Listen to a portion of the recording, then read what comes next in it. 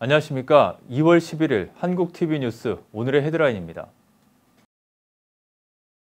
크레이글리스트나 진로우, 점포 등 웹사이트를 통해 단기 임대로 방을 구하려다 렌트 사기를 당하는 한인들이 속출하고 있습니다. 피해자는 주로 미국 물정이 어두운 단기 체류자들입니다. 오는 24일부터 공공복지 프로그램 수혜자들의 영주권 발급을 제한하는 도널드 트럼프 행정부의 새 공적 구조 지침이 시행되는 가운데 관련 정보에 대한 한인들의 문의가 빗발치고 있습니다. 봉준호 감독의 영화 기생충이 작품상을 비롯해 아카데미상 4개 부분을 휩쓸자 LA 한인들은 너무도 놀랍고 자랑스럽다는 반응입니다. 문재인 대통령은 봉준호 감독의 영화 기생충이 아카데미 시상식에서 최고 권위인 작품상 등 사관왕을 차지한 것에 대해 어려움을 함께 이겨내고 있는 국민들께 자부심과 용기를 줘 특별히 감사드린다고 말했습니다. 도널드 트럼프 행정부가 셀폰, 랩탑 등 불법 체류 이민자들이 사용하는 IT 기기를 추적해 단속 대상 이민자들의 위치를 파악하고 있는 것으로 드러나 파문이 일고 있습니다. 도널드 트럼프 대통령은 오는 11월 대선 전에 김정은 북한 국무위원장과 추가 정상회담을 하기를 원하지 않는다고 최고의 외교 정책 참모들에게 말했다고 CNN 방송이 보도했습니다. 신종 코로나 바이러스 감염증 확산으로 한국 내에서는 국내 체류 중인 중국인 접촉을 우려하는 분위기가 커지자 그간 상대적으로 저임금 노동력을 제공하던 중국 동포들이 부직난에 시달리고 있습니다. 시청자 여러분 안녕하십니까? 한인 사회 이슈를 신속하고 정확하게 전해드리는 한국TV 뉴스입니다. 크레이글리스트나 진로우, 점포 등 웹사이트를 통해서 단기 임대로 방을 구하려다가 렌트 사기를 당하는 한인들이 속출하고 있습니다. 피해자들은 주로 미국 물정이 어두운 단기 체류자들입니다. 안수빈 기자가 보도합니다. LA의 패션 회사의 J1 비자 인턴으로 구직에 성공해 미국을 방문할 생각에 들뜬 김 씨. 출국 전 크레이글리스트를 통해 LA 다운타운의 한 아파트에 서브리스를 놓으려는 임대인과 계약을 맺었습니다.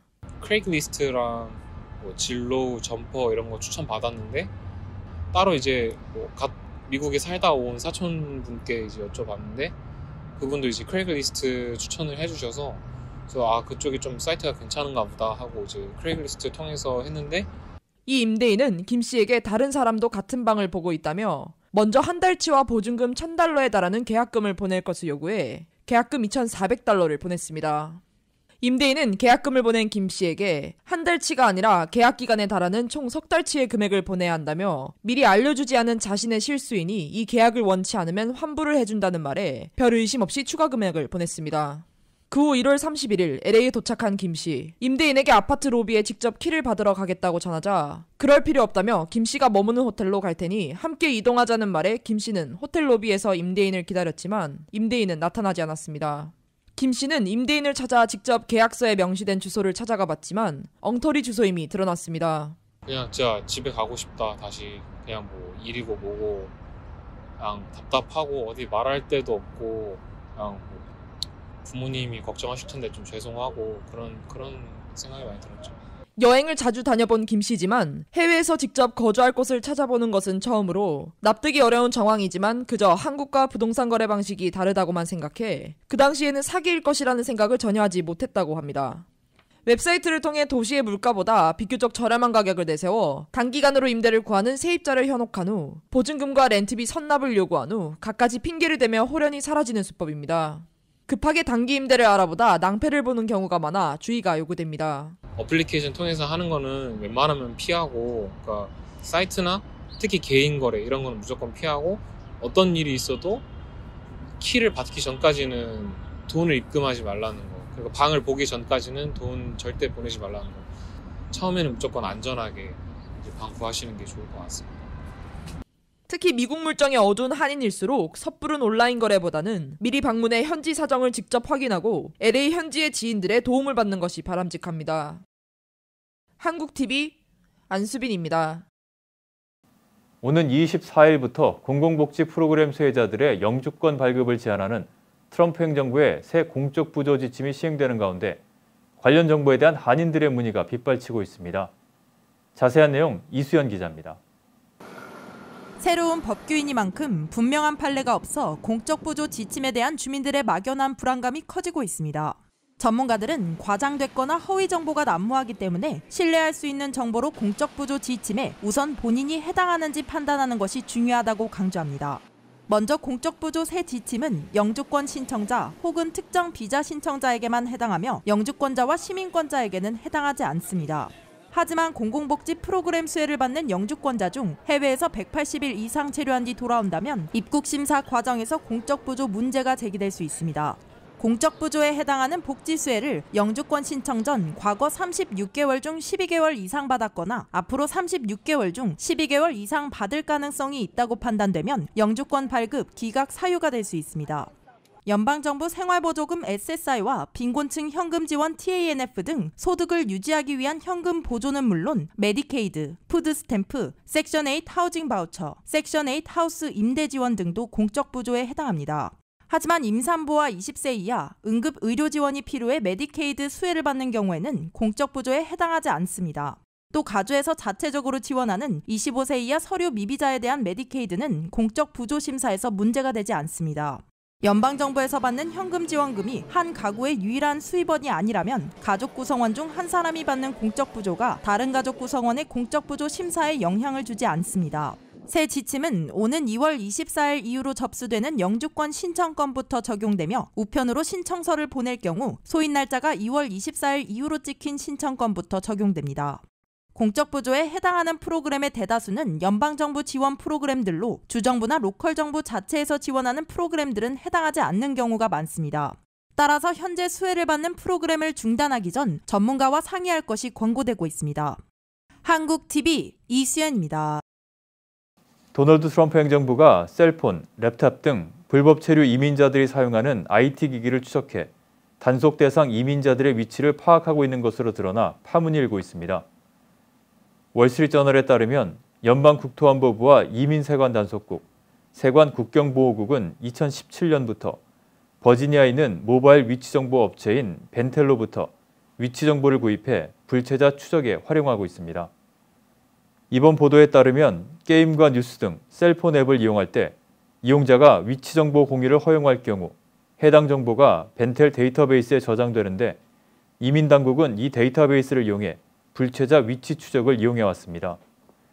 연방이민세관국은 당초 인신매매와 마약밀수 적발을 위해 해당 데이터베이스를 이용한다고 밝혔지만 불체자 단속에도 활용해온 것으로 드러나면서 사생활 침해 등 논란이 거세게 일고 있습니다. 봉준호 감독 영화 기생충이 작품상을 비롯해서 아카데미 사관왕에 오르자 LA 한인들은 너무도 놀랍고 자랑스럽다는 반응입니다. LA의 타인종 주민들도 기생충의 아카데미상 작품상 수상에 큰 관심을 보였습니다. 안수빈 기자입니다. 봉준호 감독의 오스카 사관왕 달성 소식은 LA 한인들도 감동시켰습니다. 아카데미에 꽂힌 작품상 시상 무대에 한국 영화인들을 볼 수 있다는 사실에 감격을 금치 못했습니다. 한인으로서 가슴이 뿌듯한 순간이었다고 입을 모았습니다. 몇 년 전까지만 해도 한국 영화가 후보에 오르기도 힘들었는데 이번에 사관왕 한 것까지 보면 정말 한국 영화가 많이 발전했다고 생각합니다. 한국 영화가 미국 시상식에서 사관왕을 했다는 게 한국인으로서 너무 자랑스럽게 생각됩니다. 기생충의 수상은 LA 한인들에게는 더 특별한 의미가 있습니다. It's allowing Korean culture to really be spread wide around the world, and I think it's giving a new appreciation to what kind of filmmakers, actors, and just production people that are available in Korea for the movie industry. I think it's going to be really good for all Koreans. 데이빌 류 LA 시의원은 10일 성명을 통해 기생충이 아카데미상을 휩쓴 것은 역사적인 사건이라고 지적했습니다. 주류 영화계에서 한인들의 존재감이 미미한 것이 안타까웠는데 이제 한인이 할리우드 영화 산업의 정점에 오르게 되리라고는 상상 못했던 만큼 이번 기생충의 오스카 수상은 한인 이민 사회에 큰 의미를 지닌다며 찬사를 보냈습니다. LA의 타인종 주민들에게도 기생충의 오스카 수상은 신선한 충격을 던졌습니다. You guys are opening a different path for all them. So I do hope this can help to people to see each other the same way, you know? We are not different at all. We are following the same dreams, so I think it makes the Oscars seem more international. I'm so glad that a film like that that is in a foreign language that that everyone can really enjoy, and to make such a big impact here in America. 기생충의 수상이 한국 영화 사업뿐만이 아닌 전 세계적으로 다양한 문화권의 영화들이 오스카와 같은 세계적인 영화제에 인정받을 수 있는 길을 터줬다고 기뻐했습니다. 방탄소년단이 한국을 널리 알린 것처럼 한국 영화도 이렇게 널리 미국 전역에 알려졌으면 좋겠습니다. 사실 우리나라 작품이 이렇게 외국에서 인정받은 거는 거의 처음이고 이례적인 일이기 때문에 되게 한국인으로서 자부심도 느낄 수 있었고 더욱더 한류가 나아갔으면 하는 그런 바람도 그리고 기대도 생겼던 것 같습니다. 한국TV 안수빈입니다. 오늘의 지역 단신 전해드립니다. 도널드 트럼프 대통령은 신종 코로나 바이러스 감염증 발생이 보다 더운 날씨로 인해 4월경에 사라질 것이라고 말했습니다. 대통령은 10일 백악관에서 열린 주지사들과의 비즈니스 세션 행사에서 그 바이러스는 일반적으로 4월에는 사라질 것이라며 열기가 이러한 종류의 바이러스를 죽인다고 말했습니다. LA 카운티 셰리프국 경관들과 공모해 마리화나 창고를 턴 혐의로 유죄 판결을 받은 한인에게 14년 실형이라는 중형이 내려졌습니다. 월넛에 거주하는 30살의 크리스토퍼 김 씨는 10일 선고 공판에서 14년의 실형과 $50만 벌금형을 선고받았습니다. 김 씨는 지난 2018년 당시 지인이던 LA 카운티 셰리프국 경관 6명과 함께 공모해 자신이 일하던 마리화나 창고에서 1,200파운드에 달하는 마리화나와 현금 등 $200만 상당을 빼돌리려 한 혐의로 지난해 유죄 판결을 받았습니다. 세계보건기구는 최근 중국에 여행을 다녀온 적이 없는 사람들로부터 신종 코로나 바이러스가 전염되는 사례에 대해 이런 소수의 사례가 더 큰 화재로 번질 수 있는 불똥이 될 수 있다고 경고했습니다. 세계보건기구는 더 큰 화재를 막기 위해 각국이 공중보건 조치를 해야 한다고 강조했습니다. 국무부의 모건 오테이거스 대변인이 봉준호 감독의 영화 기생충이 아카데미 시상식에서 사관왕을 차지한 것에 대해 트위터를 통해 축하 메시지를 보냈습니다.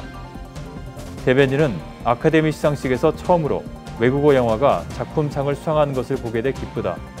영화 기생충의 한국 출연진과 창작팀에 축하를 전한다며 여러분은 4개의 오스카상을 충분히 받을 만했다. 한류는 확실히 도래했다고 말했습니다.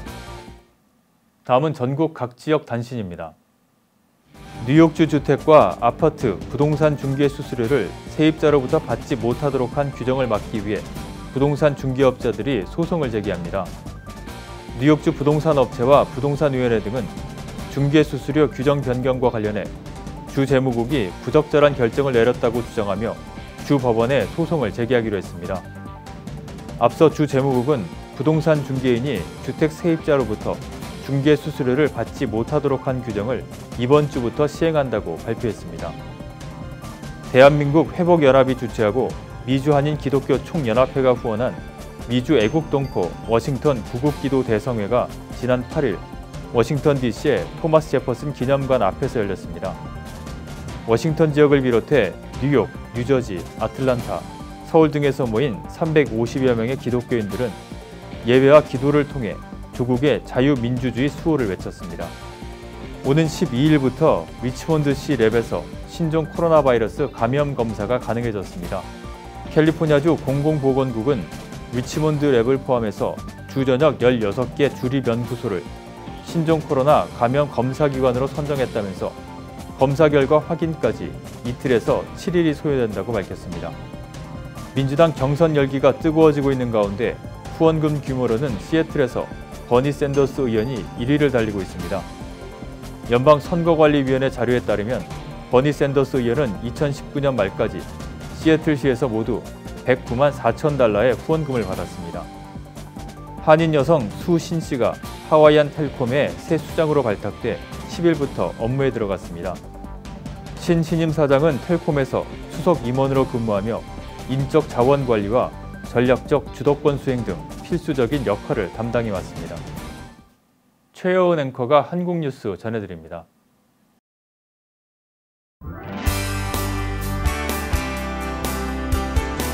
한국 내 이슈들 만나보도록 하겠습니다. 먼저 첫 번째 뉴스입니다.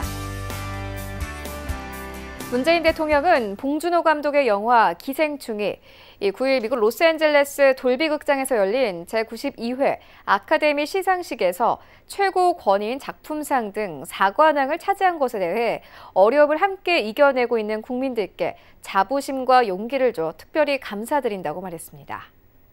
신종 코로나 바이러스 감염증 사태로 국민들의 우려가 높아지는 상황인 만큼 이번 아카데미 시상식에서 기생충이 거둔 쾌거가 더욱 뜻깊다며 축하의 뜻을 밝힌 것으로 풀이됩니다. 문 대통령은 이날 봉 감독 측에 이 같은 내용이 담긴 축전을 보냈다고 청와대가 밝혔습니다.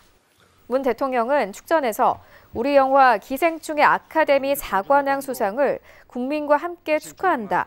봉 감독님과 배우, 스태프 여러분들이 자랑스럽다며 봉 감독님, 배우와 스태프 여러분의 다음 계획이 벌써 궁금하다고 말했습니다. 영화 기생충에 나온 유명 대사인 너는 다 계획이 있구나 라는 대사를 인용한 것으로 보입니다.